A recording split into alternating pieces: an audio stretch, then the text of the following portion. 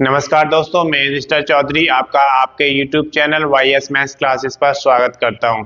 दोस्तों, आज इस वीडियो में हम लेकर आए हैं कि राजस्थान स्टाफ सिलेक्शन बोर्ड लेकर आया है प्राइमरी टीचर की बम्पर वैकेंसीज, जिसके ऑनलाइन एप्लीकेशन कब से शुरू होंगे, अंतिम तिथि क्या रहेगा, कितना एप्लीकेशन फीस आपको देना है, कुल पदों की संख्या कितनी है, योग्यता क्या मांगा गया है आपसे, सारा कुछ इस वीडियो में डिस्कस करेंगे। अगर अभी तक आपने चैनल को सब्सक्राइब नहीं किया, सब्सक्राइब करें, वीडियो को लाइक करें और ज्यादा से ज्यादा शेयर करें ताकि ये वीडियो उन सभी दोस्तों के पास पहुंचे जो राजस्थान में प्राइमरी टीचर बनना चाहते हैं। तो आइए सबसे पहले बात करते हैं इसकी प्रारंभिक तिथि की। तो इसके ऑनलाइन एप्लीकेशन 7/11/2025 से शुरू हो चुके हैं। अंतिम तिथि की अगर बात करते हैं तो 6/12/2025 दिया गया है, यानी कि 6 दिसंबर 2025 तक आप इसका ऑनलाइन एप्लीकेशन जमा करा सकते हैं। वहीं अगर आवेदन शुल्क की बात करते हैं तो आप 6/12/2025 तक जमा करा सकते हैं। अगर आप जनरल कैटेगरी में आते हैं या फिर EWS इकोनॉमिकली वीकर सेक्शन के अंतर्गत आते हैं या फिर OBC other backward caste creamy layer में आप आते हैं तो आपको 600 रुपए का आवेदन शुल्क देना होगा। लेकिन अगर आप OBC NCL यानी कि नॉन क्रीमी लेयर में आते हैं या फिर आप SC के कैंडिडेट हैं या फिर ST के कैंडिडेट हैं या फिर आप फिजिकल हैंडीकैप्स में आते हैं तो आपको यहाँ पर 400 रुपए का आवेदन शुल्क देना होगा। ये आवेदन शुल्क आप debit card, credit card, net banking या फिर कैश कार्ड के थ्रू भी जमा करा सकते हैं। इसके बाद हम यहाँ पर बात करते हैं करेक्शन चार्ज की। तो करेक्शन चार्ज यहाँ पे 300 रुपए रखा गया है।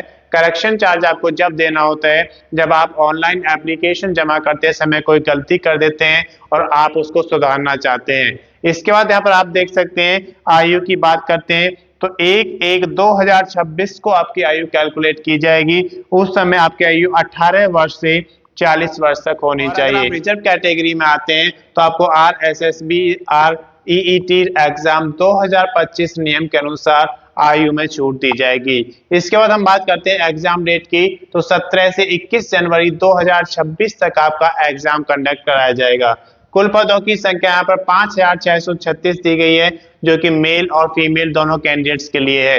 इसके बाद हम बात करते हैं यहाँ पर अलग अलग पदों की संख्या की। नॉन TSP क्षेत्र में 5109 पद दिए गए हैं और TSP क्षेत्र जहाँ पर 527 पदों की संख्या दी गई है। इसके बाद हम बात करते हैं योग्यता की। तो आपके पास अगर बैचलर डिग्री आपने किया है किसी रिकॉग्नाइज्ड यूनिवर्सिटी से, यानी कि स्नातक या उसके समकक्ष आप पास हैं, तो आप इसके लिए एलिजिबल हैं, इसका फॉर्म फिल कर सकते हैं।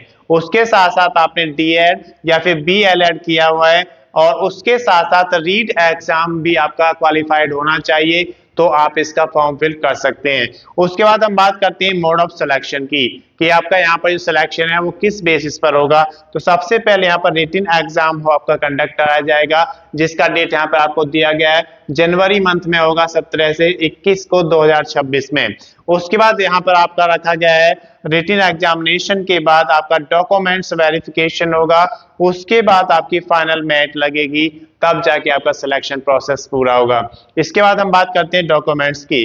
तो जब भी आप कोई ऑनलाइन एप्लीकेशन जमा करते हैं तो उसमें आपको कुछ डॉक्यूमेंट्स अपलोड करने होते हैं, जैसे कि आपके एलिजिबिलिटी के डॉक्यूमेंट्स। एलिजिबिलिटी में अगर आप देखें तो यहाँ पर बैचलर डिग्री आपसे मांगा गया है, उसके साथ साथ DED या BLED आपका होना चाहिए और रीट एग्जाम का भी आपको क्वालिफिकेशन का यहाँ पर स्कोर कार्ड आपको रखना है। ये सारे डॉक्यूमेंट्स आपको स्कैन कॉपी में रखना है। इसके अलावा एक वैलिड ID प्रूफ की स्कैन कॉपी आपके पास होनी चाहिए, एक वैलिड एड्रेस प्रूफ की स्कैन कॉपी आपको अपने पास रखना है, उसके साथ साथ डोमिसाइल सर्टिफिकेट की स्कैन कॉपी आपको रखना है और अगर आप रिजर्व कैटेगरी में आते हैं तो कास्ट सर्टिफिकेट की स्कैन कॉपी भी अपने पास रखना है। उसके अलावा एक फोटो की आपको स्कैन कॉपी रखना है और एक पेज पर आप सिग्नेचर करेंगे उसकी भी स्कैन कॉपी आपको अपने पास रखना है।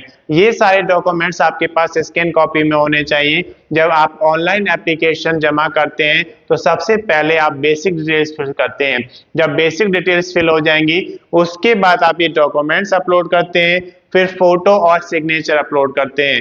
उसके बाद आप उसका प्रीव्यू चेक करेंगे। प्रीव्यू चेक करने से आपको एक फायदा होता है कि अगर आपने कोई गलती की है तो आप उसे सुधार सकते हैं।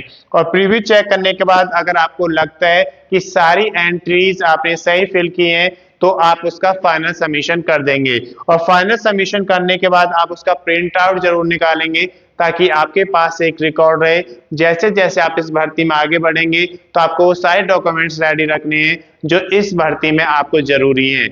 अगर इसकी अधिक जानकारी आपको लेना है तो उसके लिए आप RSSB रीट एग्जाम 2025 का ऑफिशियल नोटिफिकेशन पढ़ेंगे तो आपको संपूर्ण जानकारी मिल जाएगी। मैं समझता हूं कि इस वीडियो के माध्यम से आपको RSSB रीट एग्जाम 2025 जो कि प्राइमरी टीचर के लिए कराया जा रहा है उसकी संपूर्ण जानकारी मिल गई होगी।